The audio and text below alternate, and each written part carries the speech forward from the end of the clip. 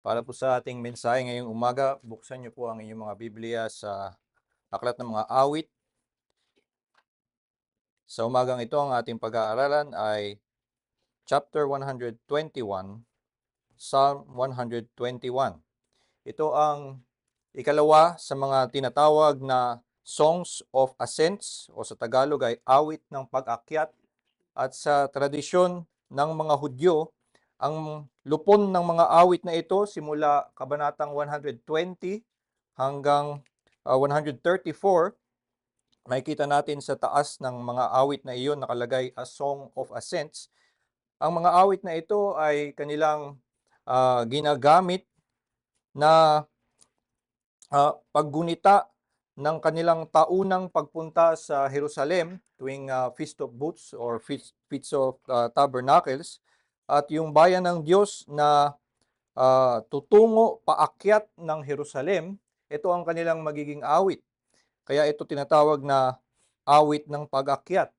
At itong mga awit na ito ay nakadisenyo para ang mga uh, sasamba sa Diyos ay maihanda ang kanilang puso na lalong mag-init ang kanilang pag-ibig sa Diyos, magkaroon ng mas mataas na pagpapasalamat sa kaligtasang kanilang natanggap, nang sa gayon ay sa kanilang pagdating nga doon sa Jerusalem ay handang-handa na sila at sila'y may sigla na magpuri sa kanilang Diyos.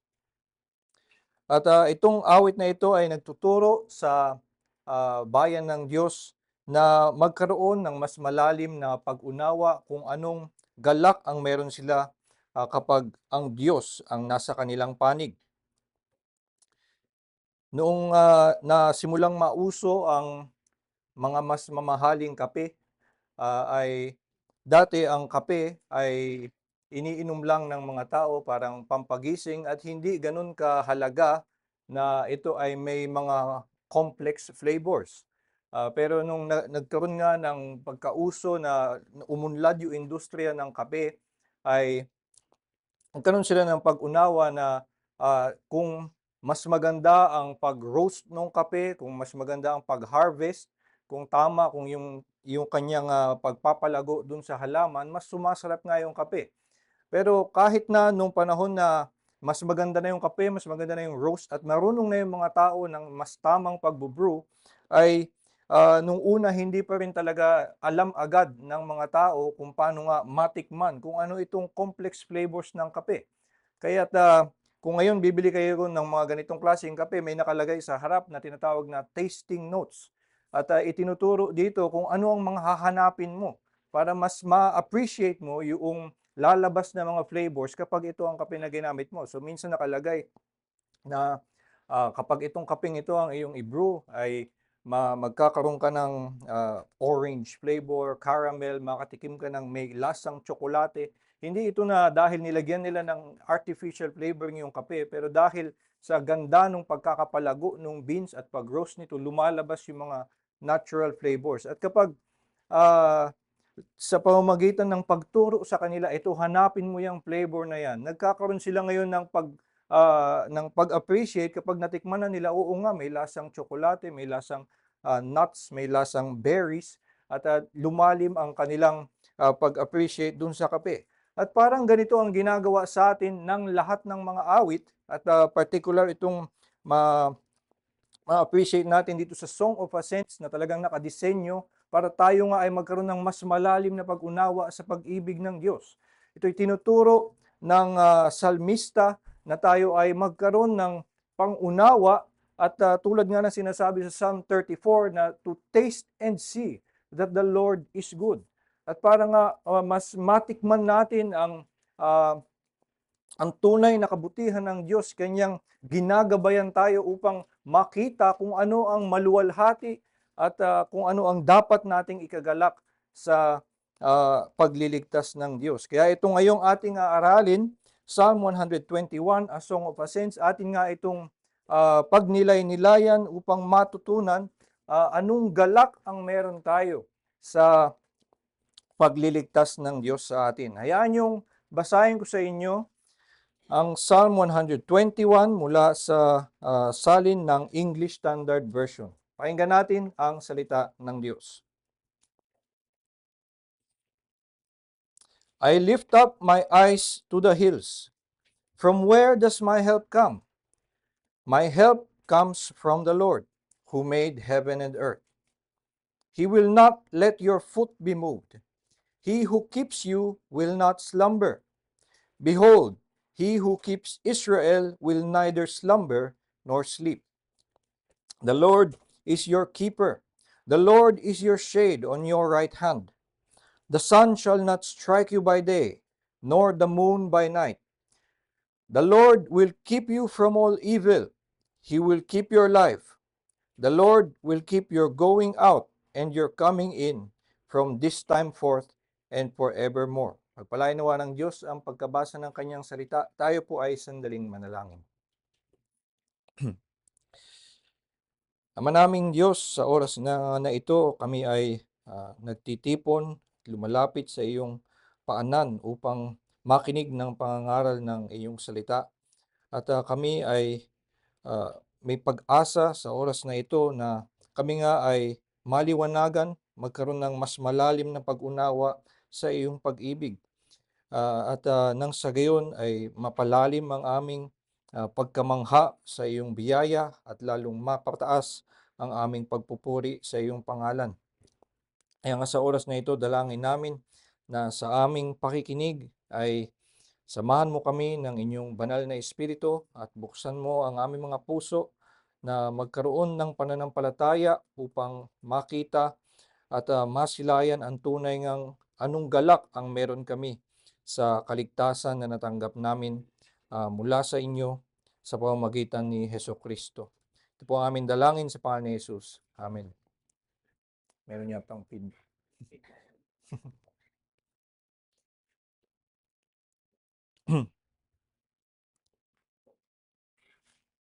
Okay na. Kung kayo ay nalagay na sa isang desperadong sitwasyon, kung may naiatas sa inyong isang tungkulin na higit sa inyong kakayanan, o kung anumang bastang kailangan nyo ng tulong, ay isang napakagandang pakiramdam basta may dumating na sumagip sa inyo mula sa inyong desperadong sitwasyon. Siyempre, ang pinakamaganda ay kung ang dumating ay yung magaling at kayang lutasin ang inyong problema. Pero kahit ang dumating ay actually hindi kayang lutasin ang inyong problema at meron ka lang karamay sa iyong paghihirap, ay para sa atin, alam natin na napakaganda pa rin ng pakiramdam, nakakagaan ng loob basta may tumulong sa atin. Kahit isang tao na hindi ka naman talaga kayang tulungan, pero kung sinamahan ka niya sa iyong mahirap na sitwasyon, ay malaking pasasalamat na ang mararamdaman natin at ibibigay natin sa kahit sinong darating para tumulong sa atin. Ang awit na ito ay nagtuturo sa bayan ng Israel na ikagalak na ang tutulong sa kanila ay ang Diyos. Sa ganito ay napaka-obvious na ng kung bakit ito ay isang magandang ikagalak, dahil nga ang tutulong sa kanila ay hindi lamang kung sino lang na mas magaling sa kanila o na makakalutas sa kanilang problema, kundi ang kanilang Diyos. Kaya nagsisimula ito sa verse 1, I lift up my eyes to the hills, from where does my help come? My help comes from the Lord who made heaven and earth. So dito tinuturo sa kanila na makilala nila kung saan nagmumula ang tulong, kung sino ang tutulong sa kanila, at ang tumutulong sa kanila ay ang Panginoon. My help comes from the Lord. Yung the Lord na ginamit dyan ay hindi yung generic noun for the Lord, kundi yung pangalan ng Panginoon na Yahweh. So ang sinasabi ito, ang tutulong sa inyo ay ang nag-iisang Diyos ng bayan ng Israel, si Yahweh. My help comes from Yahweh, at ang Diyos na ito natutulong sa atin ay siyang lumikha ng langit at ng lupa. Kaya dahil ang Diyos, ang Panginoon, si Yahweh, ang tutulong sa atin, isang napakagandang bagay. Tama lang na ikagalak natin, napaka-obvious na dapat nga tayong magalak dahil ang tutulong sa atin ay ang Panginoon. Pero ang Kung tayo ay titigil doon lamang sa natural na pag-unawa doon sa pagtulong ng Diyos at isipin lang natin na yung tulong ng Diyos ay sa anumang kalagayan lang na ating kinalalagyan, ay baka magkulang pa rin ang ating pag-unawa dito sa kaluwalhatian ng biyaya ng Diyos sa atin. Kung ating mas lubos na mauunawaan ang tunay na malalim na kahulugan ng pagtulong ng Diyos, dapat nating makita na ang pinaka fulfillment ng tulong ng Diyos ay ang pagliligtas ng Diyos sa mga makasalanan sa pamamagitan ni Hesukristo. Kung iisipin lang natin at ikagagalak lang natin na ang Diyos ang tutulong sa akin na maiahon ako sa kahirapan. Minsan ay sa pasya ng Diyos, baka hayaan kanya for a time na dumaan sa kahirapan. O kung iisipin lang natin na ang tutulong sa akin ay ang Diyos na maiahon ako sa aking sakit, na mapagaling ako sa aking sakit. Pero minsan, kalooban ng Diyos na ikaw ay padaanin doon sa sakit at iwan sa iyo ang iyong kalagayan. So, kapag sa ganito lang natin tinitignan at ina-appreciate yung pagtulong ng Diyos, ay nagkukulang ang ating pag-appreciate, pag-unawa at pagsamba sa pangalan niya na siya ang tumutulong sa atin.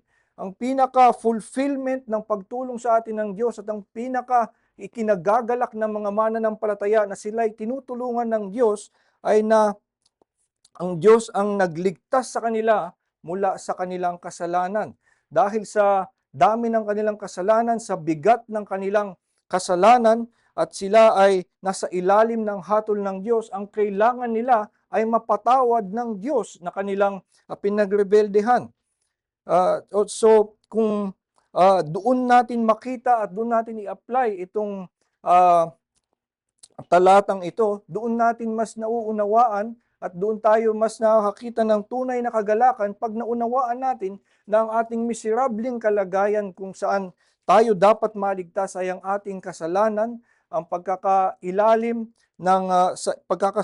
ng hatol ng Diyos, at tayo nga ay nasa panganib na hatulan ng kamatayan dahil sa ating mga kasalanan, pero dahil ang tutulong sa atin at magliligtas sa atin ay ang ating Panginoon, kaya tayo nagagalak. At kung doon natin i-apply yung salitang ito sa pagliligtas ng Diyos, doon natin pinakalubos na mauunawaan ang tunay niyang kahulugan. My help comes from the Lord. The salvation from my sin comes from the Lord through Jesus Christ. At siya na lumalang ng langit at lupa, ang Diyos na hindi mababaligtad ang kanyang hatol dahil siya ang pinakamataas na huwes, ay dahil siya ang tutulong sa atin, tayo nagagalak na siya ang nagligtas sa atin.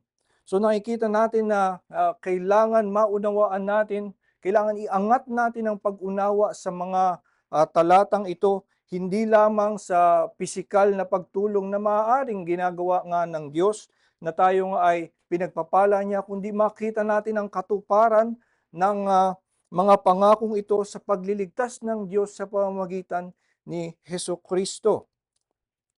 Sa kanyang pagbulatlat ng pagpapala na meron tayo dahil ang Diyos ang tumutulong sa kanya, siya ay maglilista ng ilang mga pangako, ilang garantiya, kaya tayo ay nagagalak or kaya siya ay nagagalak sa pagliligtas ng Diyos. Sabi niya sa talatang 3, He will not let your foot be moved. Ito yung tinatawag kong unang pangako. At yung ikalawa, sabi niya sa talatang 6, the sun shall not strike you by day, nor the moon by night. At makikita natin yung isa pa sa talatang 7-8, the Lord will keep you from all evil, He will keep your life, the Lord will keep your going out and your coming in from this time forth and forevermore. Ito yung nililista ng salmista na nakukuha natin dahil ang Diyos ang tutulong sa atin. Kaya maganda na ang Diyos ang tutulong sa atin dahil dito sa mga nakikita niyang ah, pinagpalang katiyakan na ibinibigay sa atin ng kanyang pagtulong. He will not let our foot be moved. The sun shall not strike us by day, nor the moon by night, and the Lord will keep our going out and our coming in from this time forth and forevermore. At ngayon, itong mga pangakong ito ay dapat nating maunawaan muli na ang katuparan nila ay matatagpuan sa pagliligtas ng Diyos sa pamamagitan ni Hesukristo. At kung ating tingnan at maunawaan kung paano ang mga ito ay pinaka tumutukoy doon sa pagliligtas ng Diyos kay Hesukristo, mas napapalalim nga ang ating pagkamangha sa biyaya ng Diyos sa atin. Kaya't ating isa-isahin at tingnan kung paano ang bawat ito ay natatagpuan ang katuparan kay Hesukristo. Una, tignan natin yung sa talatang 3, sabi, He will not let your foot be moved. He who keeps you will not slumber. Behold, he who keeps Israel will neither slumber nor sleep. Itong ginamit niyang imahe na yung paa daw ay iingatan sa pag-iingat ng Diyos sa atin, ay hindi niya hahayaan na yung ating paa ay dumulas. So sa ibang salin, ganun ang ginagamit, hindi niya hahayaan na ito ay dumulas. He will not let your foot slip or slide. So, ibig sabihin habang ikaw ay nakatayo, ay hindi ka mabubuwal. So ito ang ipinapangako dahil ang Diyos ang tutulong sa iyo, hindi niya hahayaan na ikaw ay mahulog mula sa iyong pagkakatayo. Ito ay isang madalas gamiting imahe sa lumang tipan at makikita natin ang kabaligtaran niyan. Halimbawa sa Psalm 73, doon ay tumitingin itong si Asaph sa paligid at nakita niya ang mga maraming mga walang Diyos at mga masasamang tao at nakita niya na sila ay masagana sa kanilang buhay. Sila ay yumayaman, sila ay matagumpay sa kanilang mga adhikain kahit sila ay mga hindi mananampalataya at hindi gumagalang sa kautusan ng Diyos. At ito ang iniaangal ng Diyos. Bakit ganito? Ay iniaangal ng salmista, bakit ganito ang nakikita ko sa aking paligid? Itong mga masasamang tao, sila pa ang sumasagana. Pero noong maunawaan ni Asaph ang kung ano ang meron na kung ano ang kanilang kahihinatnan, sabi niya sa verse 16, But when I thought how to understand this, it seemed to me a wearisome task. Until I went into the sanctuary of God, then I discerned their end. Truly you set them in slippery places, you make them fall to ruin. How they are destroyed in a moment, swept away utterly by terrors. So ito yung naipipinta sa ating larawan na yung mga ibang tao na akala nila sila'y nakatindig dahil masagana naman ang kanilang buhay at matagumpay naman sila sa kanilang mga adhikain. Ang sabi, sila ay nakatungtong sa mga madudulas na lugar. They have been set on slippery places. Kaya't mangyayari sa kanila, eventually, ito ang kanilang magiging kahihinatnan. Ginamit itong salita sa Deuteronomy chapter 32, verse 35, na their foot shall slide. Ito ang kahihinatnan ng mga hindi sumasampalataya sa Diyos, sa biyaya ng Diyos kay Jesucristo, at sila ay tumitindig sa kanilang sariling kakayanan, sa kanilang sariling katuwiran. Habang sila ay nakatindig, eventually ay lalabas dahil nga sila ay nakatindig sa madudulas na lugar, in slippery places, their foot shall slide. Kaya ito ngayong sinasabi na He will not let your foot be moved, ay sinasabi sa atin na hindi mangyayari sa atin yon. Hindi mangyayari sa atin yung mangyayari sa mga hindi mananampalataya. Yung ating tinitindigan ay hindi madulas. At tayo dito mananatiling nakatayo. At maaari natin itong makonekta sa Sinabi ni Pablo sa mga taga-Roma, chapter 5, verse 1, sabi niya, "Therefore, since we have been justified by faith, we have peace with God through our Lord Jesus Christ. Through him we also obtained access by faith into this grace in which we stand, and we rejoice in hope of the glory of God." So dito sa pamamagitan ng pananampalataya, ang kanyang larawan ay tayo ay nakatindig sa biyaya ng Diyos. Yung ating pananampalataya, yun yung ating pagtindig. So sinasabi ni sa pag-unawa ni Pablo, tayo ay nakatindig sa pananampalataya, at kung i-apply natin yung pangako ng Psalm 121, hindi tayo tutumba mula sa ating pananampalataya. Itong ating tinatayuan na pundasyon na isang matibay na bato, kaya hindi tayo mahuhulog mula diyan. At kaya makikita natin na itong pangako na ito, He will not let your foot be moved, ay sinasabing ang Diyos ang mag-iingat sa ating pananampalataya, ang ating pagtindig kahit na tayo ay may hina, kahit tayo ay pilay, kahit tayo ay actually gusto natin lumihis mula sa ating tinatayuan at gusto nating tumayo sa ating sariling kabutihan at gusto natin na ma-experience yung buhay sa labas ng pananampalataya dahil gusto natin at kaakit-akit sa atin yung buhay ng mga makasalanan, ay sinasabi sa atin hindi niya hahayaan na ang iyong paa ay magalaw. Iingatan niya at palalakasin niya ang iyong pagtayo. So itong pangakong ito, He will not let your foot be moved, ay makikita natin ang katuparan sa pag-iingat na ginagawa ng Diyos sa atin na tayo ay tumindig sa pananampalataya kay Hesukristo lamang. At itong pag-iingat na ito ay madaming beses ngang ipinagbubunyi sa Bagong Tipan, at ang isa sa mga gumagamit din ng lengguwahe ng hindi pagtumba ay yung nasa Jude. Sa Jude ay sinasabi, yung doxolohiya na madalas basahin sa atin, "To him who is able to keep you from stumbling and to present you blameless before the presence of his glory with great joy. To the only God, our Savior, through Jesus Christ our Lord, be glory, majesty, dominion, and authority before all time, and now and forever. Amen." At ito ay isang pagpupuri sa Diyos na ang Diyos ang nag-aalalay sa atin na hindi tayo tumumba sa ating pagtayo sa pananampalataya kay Hesukristo. So itong pangako sa atin, He will not let your foot be moved, ay tinuturo sa atin yung pag-alalay nga sa atin ng Diyos na tayo ay manatiling nakatayo sa ating pananampalataya kay Hesukristo.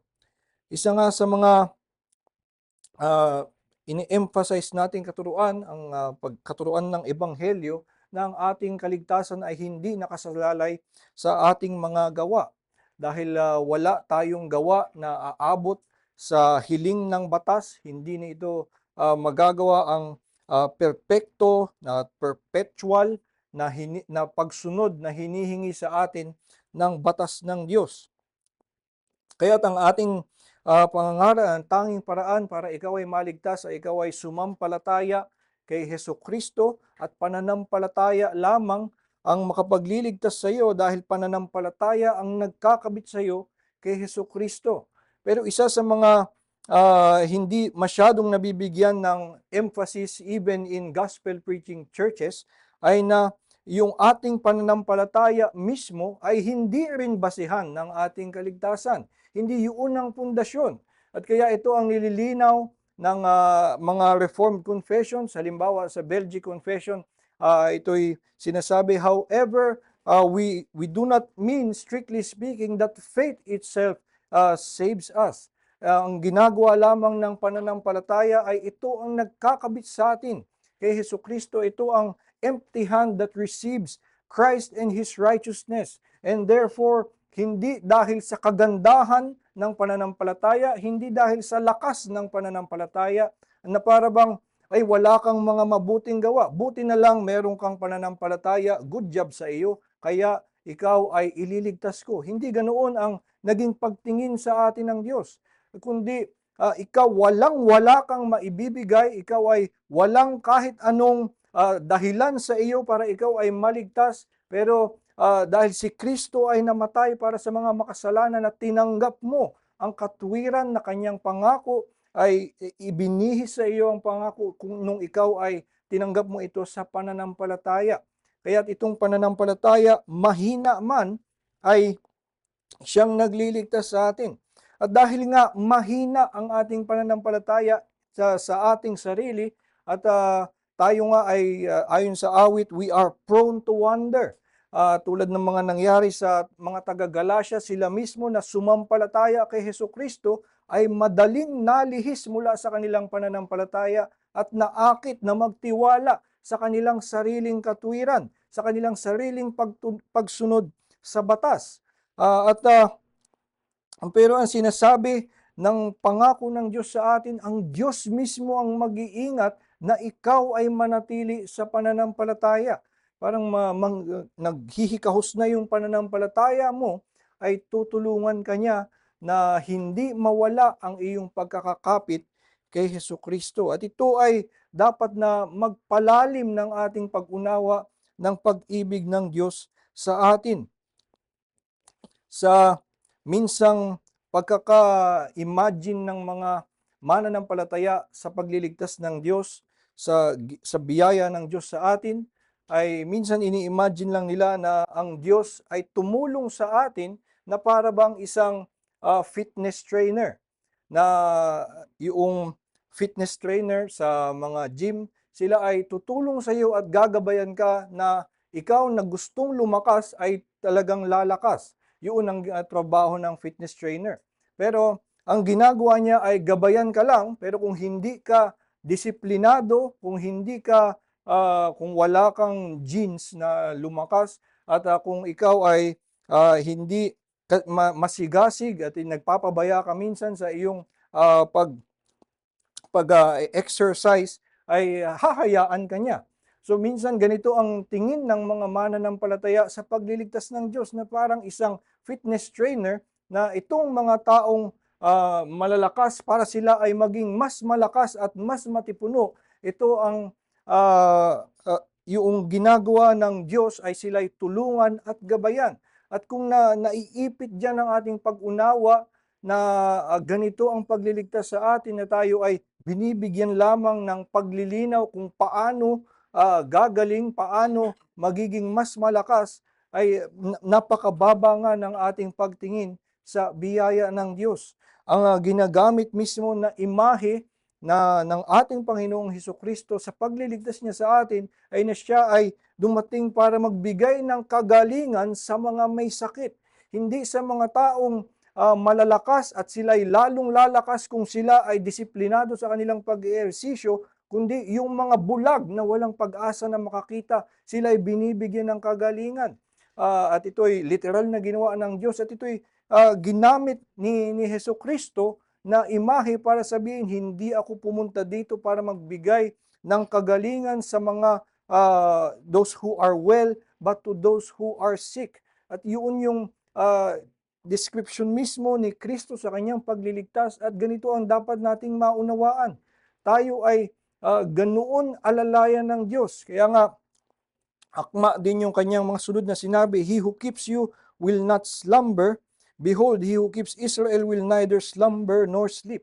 At kung ikabit natin dun sa imahe ng isang manggagamot, para bang tulad ng mga doktor na nasa isang 36-hour shift, para ikaw ay bantayan dahil napakalubha ng iyong sakit, at babantayan kanya ng magdamag dahil madaming pwedeng mangyari sa iyo. Ganoon ang pagbabantay ng Diyos sa atin, at higit pa, hindi lamang na titingnan lamang niya kung disiplinado ka bang mag-exercise, kung kaya mo bang buhatin ang iyong sarili para hindi ka manatili sa iyong being unfit, kundi kung ikaw ay may sakit at wala ka ng malay, hanggang kailangan ang pag-asa mo na lang ay mabuhay sa respirator, ang Diyos ang sasagip sa iyo sa iyong pinakadesperadong sitwasyon. Kahit minsan ikaw ayaw mo na magpagamot, nawawalan ka na ng pag-asa, pero ang Diyos ang lalapit sa iyo para ikaw ay gumaling. So ito ang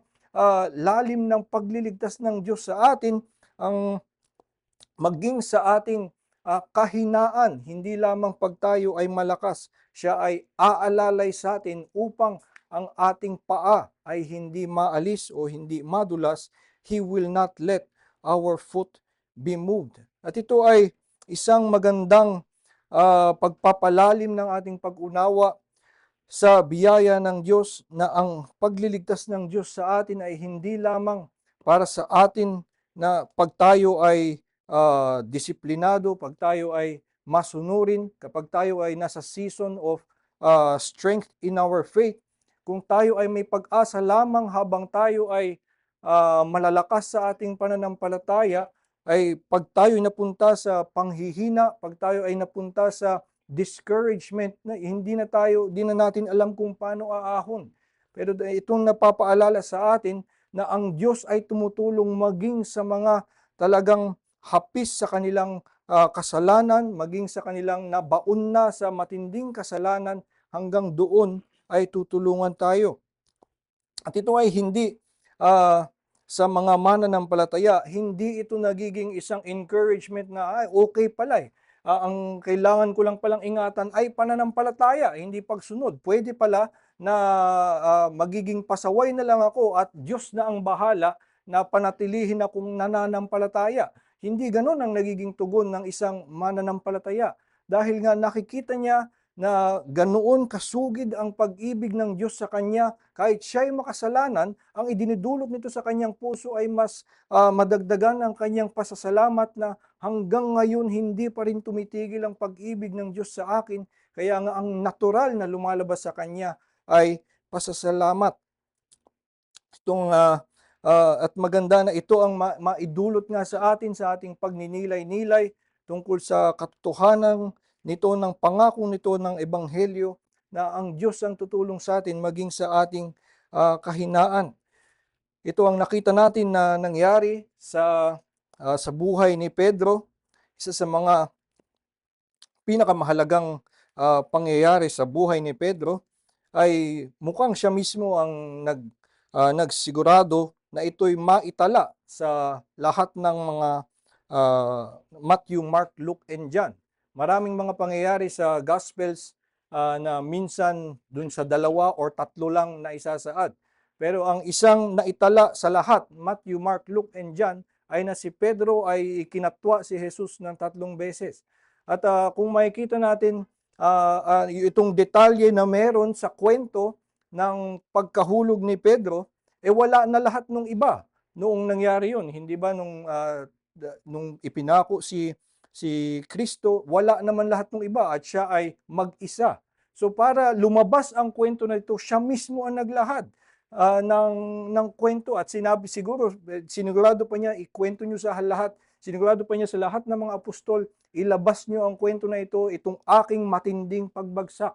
Dahil ang kwento na ito, sabi sa Luke chapter 22, ay na bago pa mangyari na si Pedro ay mahulog sa kanyang kasalanan, siya ay binalaan na ni Jesus. Nakita ko na ito ang mangyayari sa iyo. Ikakatwa mo ko ng 3 beses. At itong si Pedro ay hindi niniwala at nagtitiwala sa kanyang sariling lakas. Sabi niya, iiwan ka nilang lahat, hindi ako tatalikod. Ganoon ang tiwala ni Pedro sa kanyang sarili. Pero sinabi sa kanya ni Jesus, hindi, gagawin mo yan ng mabilisan pa nga. Bago pa tumilaok yung manok, makakatatlo ka na.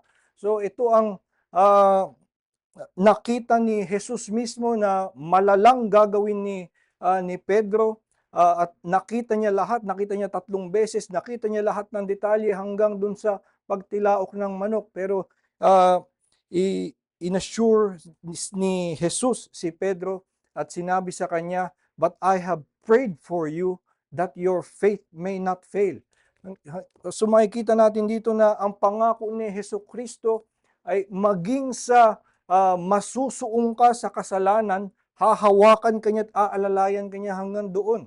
nakita na ni Hesukristo na si Pedro ay ikakatwa siya at magsasabi pa ng curses. So kung nakita na ng Panginoong Hesukristo ang 3 beses na pag-deny ni Peter kay Jesus, nakita niya lahat ng detalye. At ikakatwa siya ni Pedro nang meron pang mga pagsumpa.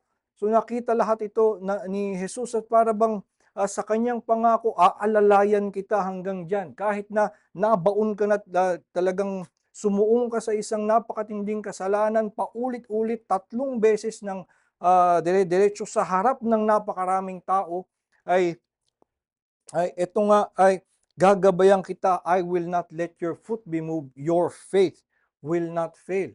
So ito ang lalim ng pag-iingat sa atin ng Diyos, maging ikaw ay mapunta sa kasalanan, ay aalalayan kanya. At ito nga ay nagdudulot sa atin ng tugon ng hindi ng pagwawalang bahala na ganun pala ang pag-iingat sa akin ng Diyos, pwede akong mag-deny sa kanya 3 times, di pa rin niya ako bibitawan, edi sulit. Hindi ganoon ang ating nagiging ugali. At nakita nga natin, hindi ganoon ang naging tugon ni Pedro. Ay siya ay una nang namalayan niya nga, oo nga, iningatan ako ng Diyos. Ay nagising siya sa pamamagitan ng tilaok ng manok. At naalala niya, ito yung pangako sa akin ng Diyos na ako ay magbabalik. At ang dinulot sa kanya nito ay isang matinding pagsisisi. Siya ay umiyak. At makikita natin sa huli, sa dulo ng aklat ng Juan, na ayun nga, napapahayag niya, you know, Lord, that I love you. Ito ang kinakalabasan ng kapag tayo ay lumalim sa ating pag-unawa sa biyaya ng Diyos. At nawa nga ito ang madulot sa atin, kung ating maunawaan ang lubos na katuparan nitong pangako na He will not let our foot be moved. Siya ay umaalalay sa atin na ang ating pananampalataya ay manatili maging tayo ay nanghihina. At ito ay isa ng napakadakilang pangako na makapagbibigay sa atin ng dahilan para magpasalamat sa ating buong buhay. Pero isa pang pangako na ibinibigay dito na lalo pang magdadagdag sa ating kaligayahan sa pagliligtas ng Diyos ay sinasabi dito sa verse 5, the Lord is your keeper, the Lord is your shade on your right hand. The sun shall not strike you by day, nor the moon by night. So dito ang ginagamit naman niyang imahe ay na ang Panginoon ay ating shade or shield at siya'y nagbibigay ng silong sa atin mula sa araw at maging sa buwan. The sun shall not strike you by day, nor the moon by night. And again, itong pangako na ito ay isang madalas gamiting imahe. Itong imahe na ito ng shade ay madalas gamiting imahe tungkol sa ginagawa ng Diyos na pag-iingat sa atin. Isa sa mga pinakakilala ay nasa Psalm 91. Sabi sa Psalm 91, he who dwells in the shelter of the Most High will abide in the shadow of the Almighty. I will say to the Lord, my refuge and my fortress, my God in whom I trust. At makikita natin na yung pagiging nasa ilalim nitong shadow of the Almighty, yung pagiging nasa kanyang shade ay nauunawaan ng salmista na hindi ito isang literal lamang, as if hindi naman necessarily masama ang araw palagi at lalo na yung buwan ay hindi isang literal na masama sa atin na kailangan natin ng proteksyon. Pero ang sinasabi dito ay gumagamit siya ng imahe kung gaano kasigurado itong shield at itong shade na ibinibigay ng ating Panginoon na walang makakalampas. Kahit anong oras, yung araw na umaabot sa buong mundo at malawak ang sakop ng sinag nito, buong araw ay walang makakalampas sa kanyang shade. At kahit gabi at buwan na ang nagliliwanag sa kalangitan, hindi pa rin ka masisinagan, madadaplisan ng kahit konting sinag nito, ganun kasigurado ang shade, ganun ang binibigay sa atin na larawan. At dito sa Psalm 91, noong ginamit yung shade, nakikita na ito ay ina-apply sa pagprotekta ng Diyos mula sa mga kaaway. At lumalabas din halimbawa sa Psalm 40 na may pag-unawa sila na ang pag-iingat ng Diyos, ang kanyang pagprotekta ay hindi tumitigil sa mga kalaban mula sa labas, kundi maging sa kanyang kasalanan. So sinabi sa Psalm 40 verse 13, ito pala verse 11. As for you, O Lord, you will not restrain your mercy from me. Your steadfast love and your faithfulness will ever preserve me. For evils have encompassed me beyond number, and my iniquities have overtaken me, and I cannot see. They are more than the hairs of my head. My heart fails me. So nakita niya na ang pag-iingat ng Diyos ay hindi lamang yung mga nakapalibot sa kanya na mga kasamaan, na evils that have encompassed me, kundi pati yung mga iniquities, sarili niyang mga kasamaan sa sarili niyang puso. My iniquities have overtaken me, and I cannot see. They are more than the hairs of my head. My heart fails me. At kung ating i-apply at hanapin ang pinakakatuparan ng pangakong ito, kailangan makita natin na ito'y tumutukoy sa pag-iingat ng Diyos sa atin mula sa spiritual na pahamak. And so maliban sa mga kalaban, hindi yung mga tulad nung sa panahon ng salmista na mayroong mga ibang bayan na siguro mga kagera at ang sa pangako ng Diyos sa Israel, sila ay iingatan laban sa mga nanggigerang bayan. Pero dito sa pag-unawang spiritual, ito ay may katuparan sa pag-iingat ng Diyos mula sa kasalanan, mula sa kasamaan. Pero nakita nga natin, hindi pa rin yun ang actually ultimate fulfillment ng pangakong ito. Dahil minsan, hinahayaan ng Diyos na ikaw ay mahulog sa kasalanan. At yun nga yung nakita natin na nangyari mismo kay Pedro. Nakita na ng Panginoon na si Pedro ay mahuhulog sa kasalanan at nakita niya na si Pedro ayaw naman talagang mahulog sa kasalanan, pero sinabi sa kanya mismo, hindi, mahuhulog ka, gagawin mo pa ng 3 beses. So, nangyayari na minsan hahayaan ng Diyos na ikaw ay mahulog sa kasalanan. Kung iisipin natin ang tunay na katuparan nito, at ito ay siguro nakakagulat na paliwanag, pero makikita natin ang pinakatunay na katuparan nito na sinalo ng Panginoon ang lahat ng sinag. Kung isipin natin na ang sinag na kanyang sinasalo ay ang puot ng Diyos. Ay kung isipin natin na the shade, and this is the ultimate way in which we are shielded from the ultimate enemy. Minsan madaming ganong mga awit na tinuturuan tayo na iligtas tayo from our enemies. At halimbawa din sa Luke chapter 2, isang pinagdiriwang nila nung isinilang si Kristo, dun sa The Benedictus na awit, ay that we being saved from our enemies can serve Him without fear. So kapag ikaw ay naligtas na mula sa iyong mga kaaway. Pero kung ating iisipin, ang ating pinaka kaaway ay ang Diyos. Nung bago tayo maligtas, tayo ang kanyang mga kaaway. Doon sa away na ito, tayo ang kontrabida. No? At ang kontrabida, tayo nag-rebelde sa kanya. At ang nangyari, ito ang pinakapahamak na ating kinakaharap. Ito ang pinakamatinding kalaban na meron tayo. At kaya kailangan na maligtas tayo from this enemy, from God. Dahil tayo mga kaaway ng Diyos ay nagrebelde sa kanya, at tayo ngayon ay nasa panganib na kanyang tupukin ng kanyang puot.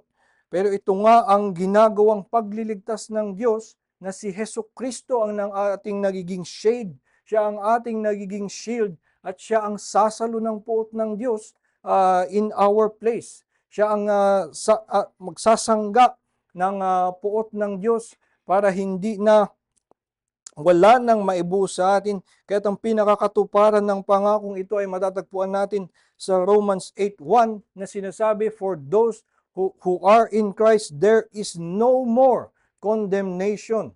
There is no more condemnation for those who are in Christ. As in, walang-wala na. Hindi na there is still some condemnation at magalak na lang tayo na at least nabawasan at hindi ito magdadala sa atin sa impyerno. Hindi na konting-konti na lang ang natira. Ang sinasabi, wala kahit isang daplis sa matinding sinag ng puot ng Diyos ay hindi ka aabutan. Kung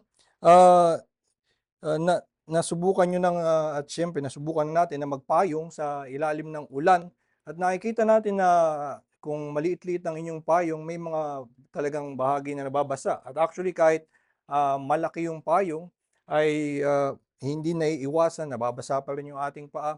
Ang pinaka pag-asa ay halimbawa ikaw ay makasilong sa loob ng isang bahay, yun yung talagang walang mababasa sa iyo. Pero kung ikaw ay nasa loob ng bahay at biglang magkaroon ng isang tsunami, ng lahat ng tubig mula sa buong mundo ay talagang ibabagsak sa iyong bahay, kahit ano pang bahay yan, ay gugunaw yan at hindi ka makakaiwas na ikaw ay mabasa. At ito ang pagsangga na ginagawa ng Diyos sa atin.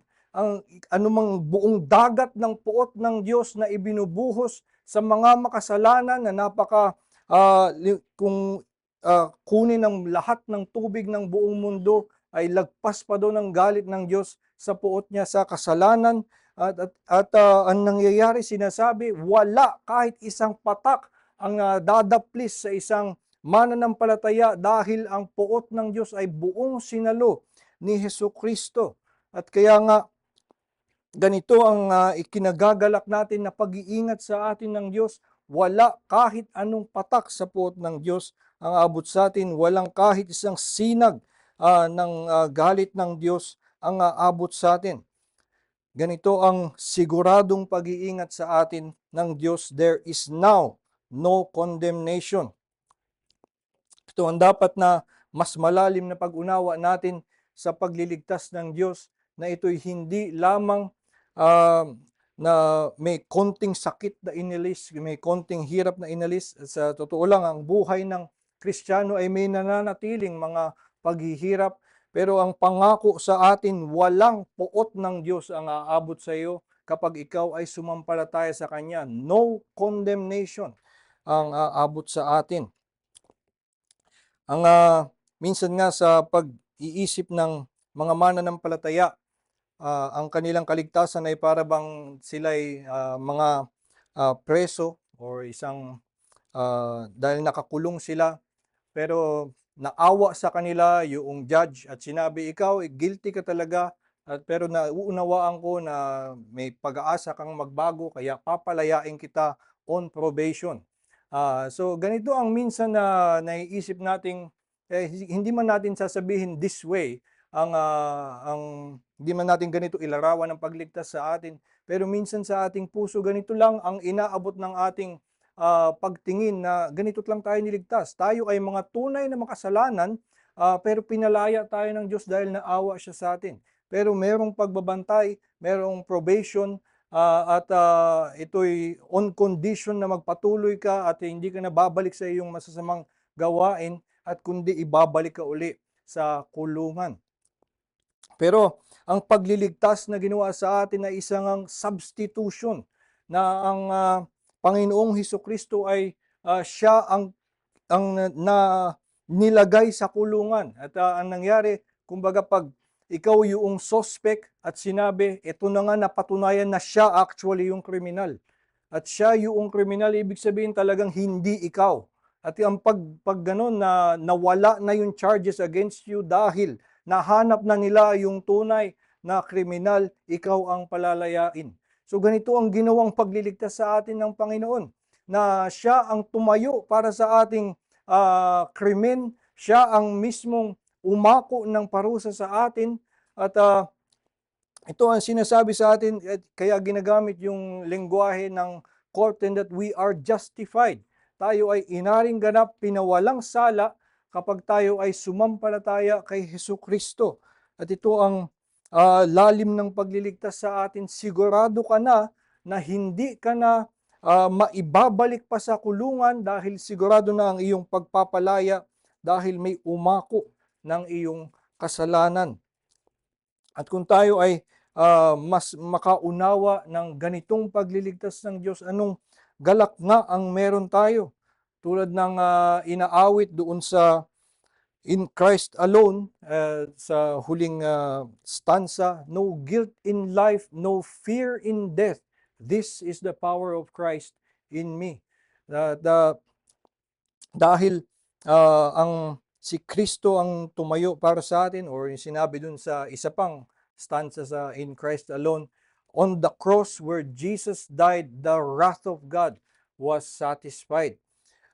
Dahil nga siya ay namagitan para sa atin, siya hanggang ngayon ay namamagitan para sa atin, ay sigurado tayo tulad ng pangako na ito, the sun shall not strike you by day, nor the moon by night.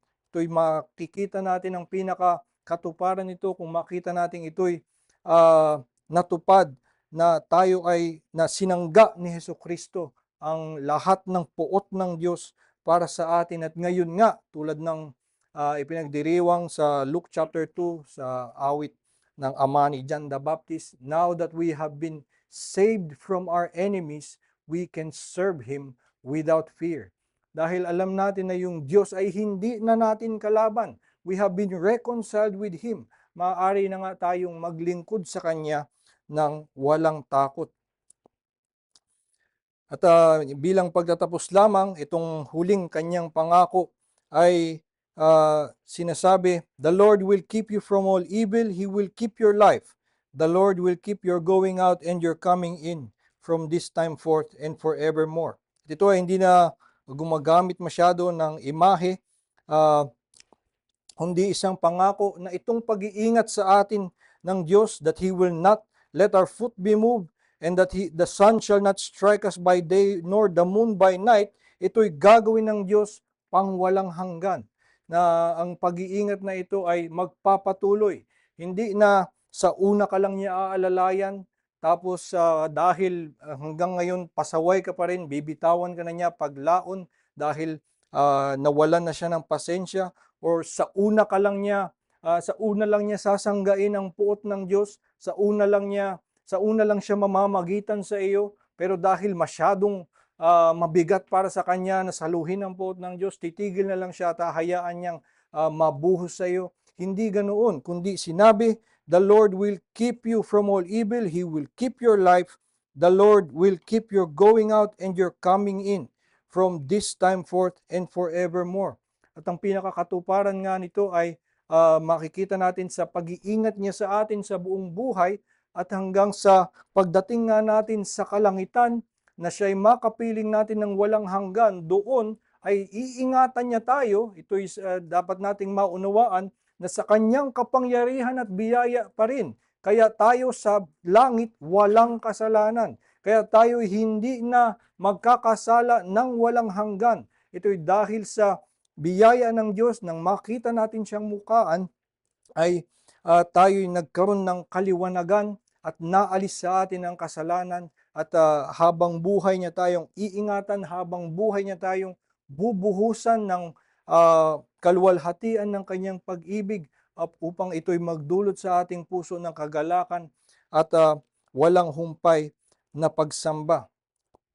Isang mapapansin natin sa awit na ito, magsisimula siya na tinutukoy niya, ang aking tulong, my help comes from the Lord who made heaven and earth. So nagninilay-nilay siya tungkol sa pagtulong ng Diyos sa kanyang sarili. Pero simula talatang 3 hanggang talatang 8 ay nagpunta siya sa second person. At sabi niya sa iba na ang Diyos ang mag-iingat sa inyo ng walang humpay, mag-iingat sa inyo sa inyong bawat hakbang, at mag-iingat sa inyo mula sa sinag ng araw at sa sinag ng buwan. So, hindi lang siya tumigil sa una, sa talatang 2 na isipin lang kung ano ang galak na meron siya, kundi ang ang dinulot sa kanya nito ay na mula talatang 3 hanggang talatang 8, ito'y hinahayag niya sa iba. At kung tayo ay magkakaroon din ng ganitong pag-unawa sa yaman ng biyaya ng Diyos sa atin, ganito rin ang kumpiyansa na meron tayo. Ako ay isang tao na hindi mahilig mamilit ng tao sa kanilang mga pananaw. So may mga pinangahawakan ako at pinaniniwalaan akong mga doktrina o posisyon sa politika, filosofiya at opinyon sa maraming ibang bagay. Pero lagi kong hindi, ibabahagi ko man ito sa iba, ay hindi ko ipipilit na sila'y ma-convince dahil itong mga bagay na ito ay hinahawakan ko lang bilang aking mga opinyon. Pero pagdating sa pangako ng Diyos, pagdating sa pangako ng Diyos na kaligtasan sa pamamagitan ni Hesukristo, ito ang isang bagay na aking buong tapang na sasabihin sa kahit sino. Nasasabihin ko din sa kanila, iingatan ka niya. Kung ikaw ay sumampalataya kay Kristo, tiyak yon. Hindi lang ako ang kanyang ililigtas mula sa aking kasalanan. Sa yaman ng biyaya ng Diyos, sigurado ako kahit sino ka pa, hindi man kita kilala at hindi ko man alam kung anong lalim ng kasalanan ng mga pinaggagawa mo. Pero sa kanyang pangako, sigurado ako na kahit sino ka pa ay sa pamamagitan ni Hesukristo, kung ikaw ay sumampalataya sa Kanya, tiyak ang iyong kaligtasan, tiyak ang pag-iingat niya sa iyo, at ito'y lubus-lubusan na pag-iingat hanggang ikaw ay dalin sa Kanyang piling sa walang hanggan. So ito ang pangako na pinangahawakan natin, ito ang kaligtasan na ikinagagalak natin. At nawa nga, mas lumalim pa ang ating pag-unawa na ganito kaluwalhati ang pagliligtas at pag-iingat niya sa atin. Nang sa gayon sa lahat ng ating mga araw, lalo pang tumaas ang ating papurit pasasalamat sa kanyang biyaya. Tayo po ay manalangin. Ama naming Diyos, kami ay nagpapasalamat sa inyong salita na nagtuturo nga sa amin anong luwalhati ng biyaya ang ibinubuhos mo sa amin.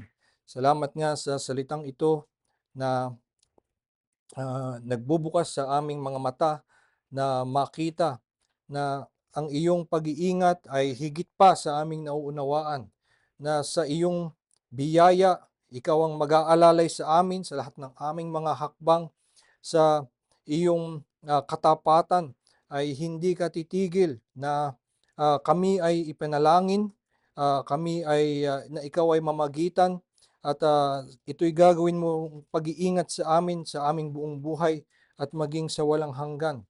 Nawa nga Panginoon, ang katotohanan ito ay mas maunawaan pa namin sa pamamagitan ng inyong salita, at sa aming buhay ay lalo pang mapalalim kami sa katuroang ito, nang sa gayon ay ito'y magdulot sa amin ng mas mataas na kagalakan, at ang aming buong buhay ay pamuhay namin ng pasasalamat at pagpupuri sa iyong pangalan. Samahan niyo pa kami sa buong araw na ito, sa lahat ng aming gagawin, sa aming panambahan. Nawa nga kasangkapanin mo ang iyong salita na magliwanag pa sa amin ng yaman ng iyong biyaya, upang magdulot sa amin ng pag-ibig sa iyo at sa aming kapwa. Ito aming dalangin sa Panginoon Jesus. Amen.